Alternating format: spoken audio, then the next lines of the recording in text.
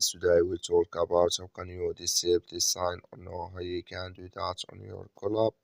So you just follow this ways, then it's going to work with you.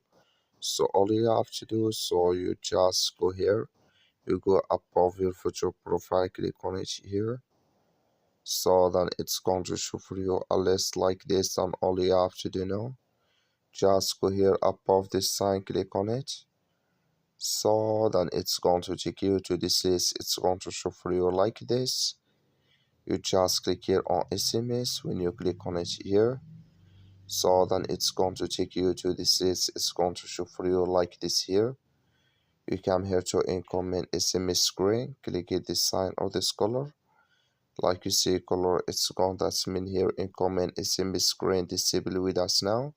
That's all you have to do. That's all. Thank you for watching. Don't forget to support us by liking, subscribe. Thank you for your watching.